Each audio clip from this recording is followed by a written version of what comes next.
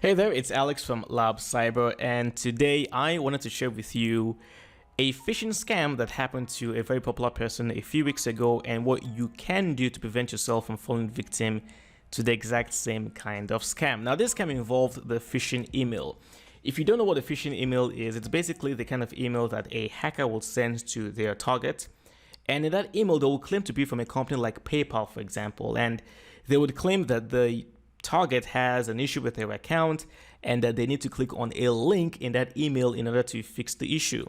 Now, when the target clicks on that link, it will take them to another page that will look like the one from PayPal, where they'll have to log in. And when they log in, the hacker then will gain access to their password. So that's basically the gist of a phishing email.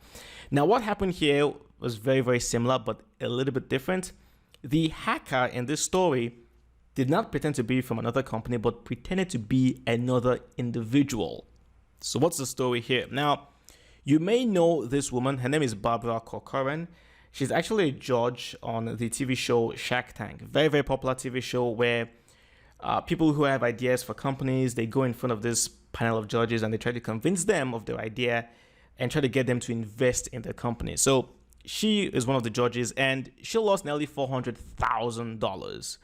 How did this happen? Well, apparently the hacker pretended to be her assistant, sent an email to her bookkeeper claiming that Barbara needed about $400,000 for renovations.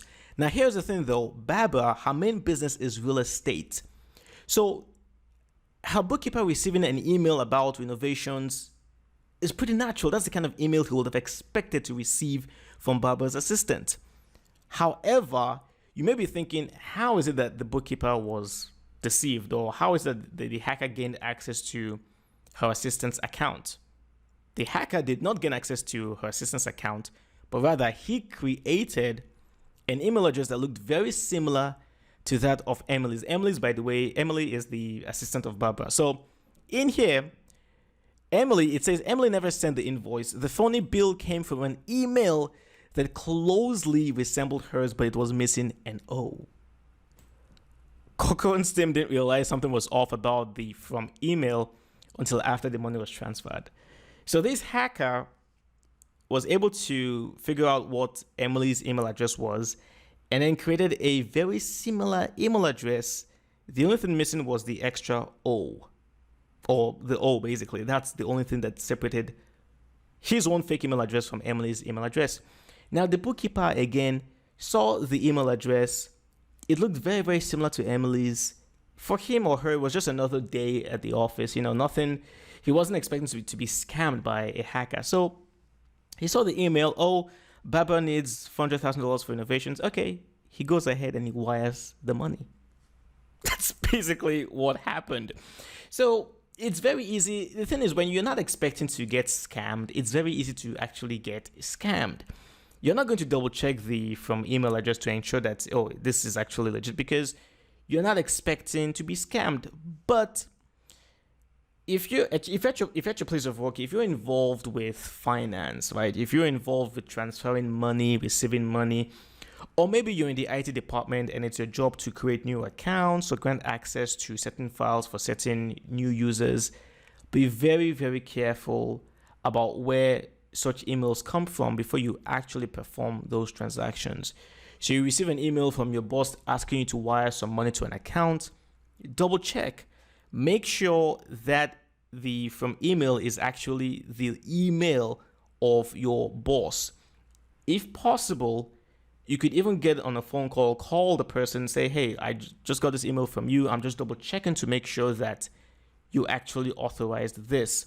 Or you can even send an email. If a phone call is impossible, you can send an email just to be on the safe side.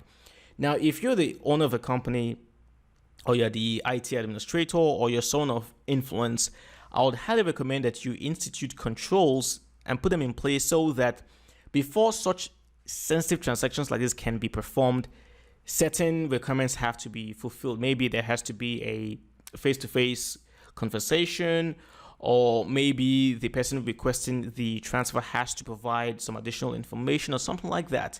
Just ways to ensure that your company does not fall victim to this kind of attack, because guess what? Apparently, companies have lost $26 billion to email wire fraud since 2016. Not millions, but billions since 2016. And I can give you all day long examples of real life companies that have been hacked with very similar scams like this. The hacker pretends to be the CEO, sends an email to one of the workers in the finance department, asking them to wire some money, and basically that's what happens. So the good news here, though, is that she apparently was able to recover the money back because the German bank involved with the transfer actually froze the transfer because they felt something was weird about the whole thing. So she was very, very lucky. I mean, how many banks would actually stop such a transfer from taking place, especially when the client is someone who is very affluent and as popular as, Barbara? Like, why would they stop such a transfer? So she was very, very lucky, but many companies have not been so lucky. So that's basically it for today's lesson. Double check, make sure that the person sending you an email to perform some transaction actually sent you that email. Double check before you fall victim to a phishing scam. So my name is Alex from Lab Cyber. Once again, I would invite you to follow my page on LinkedIn or maybe even on Facebook if you don't have an account on LinkedIn. I'm also on Facebook. So that's it. I'll talk to you again, and try not to get yourself scammed by phishing emails. Talk to you later. Bye.